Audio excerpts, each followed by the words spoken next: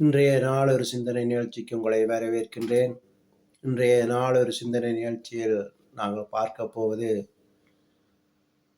பெருமைக்காரரின் நிலை என்ன ஆகும் என்பதை பற்றி.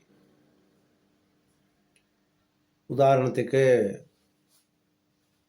இஸ்ரேல் காசாக்குள்ள யுத்தத்துக்கு முதல் ஹமாஸ் என்னும் இயக்கம் சொல்லியிருந்தது, வாங்க வாங்க, உங்களைத்தான் நாங்கள் எதிர்பார்த்து கொண்டிருக்கிறோம், உங்களை எல்லாரையும் கருப்பு பேக்கில் கட்டி உங்கள் நாட்டுக்கே திருப்பி அனுப்புவோம் என்று சொன்னார்கள்.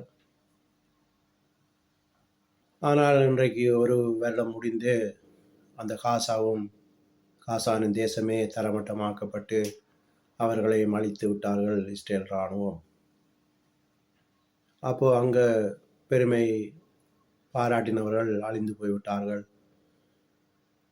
இதுதான் பைபிளில் வசனம் சொல்லுகிறது, பெருமைக்காரருக்கு கடவுளை எதிர்த்து நிற்கிறோன்னு சொல்லி.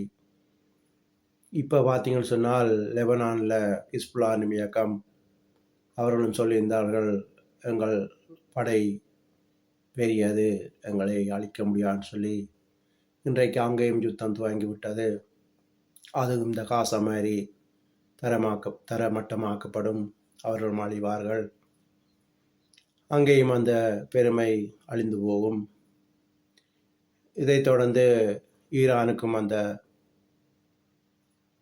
யுத்தம் பரவும். அங்கேயும் தெரியும் உங்களுக்கு, டெலிகாப்டரில் ஒரு ஆக்சிடென்ட் பட்டு ஜனாதிபதி இறந்தார். ஈரான் ஜனாதிபதி அவரும் இந்த மாதிரி தான் பெருமை பாராட்டினார், 400 செகண்டில் இஸ்ரேல் அழிப்பேன்னு சொல்லி. இன்றைக்கு அவரும் அழிந்து போய்விட்டார். இப்போ அந்த ஈரானும் அழிவை தேடி போய்கொண்டிருக்கிறார்கள்.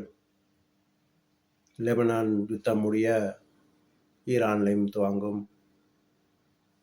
இப்படியாக பெருமை உள்ளவருக்கு தேவன் எதிர்த்து நிற்கிறார். இது எங்களுடைய ஸ்ரீலங்கா தலைவர்மாருக்கும் பொருந்தும்.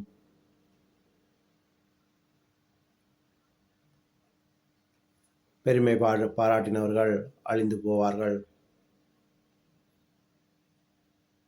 எனவே நாங்கள் வாழும் காலங்களில் பெருமை பாராட்டாமல் தாழ்மையும் பொறுமையையும் கற்றுக்கொண்டு வாழ வேண்டும்.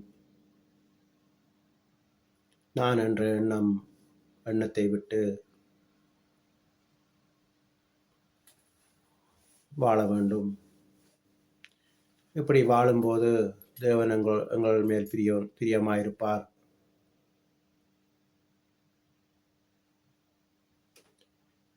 இந்த உலகத்தில் நாங்களும் செழித்து வாழ்வோம் என்று சொல்லி இன்றைய நாள் ஒரு சிந்தனை நிகழ்ச்சியை முடித்துக் கொள்ளுகிறேன். நன்றி, வணக்கம்.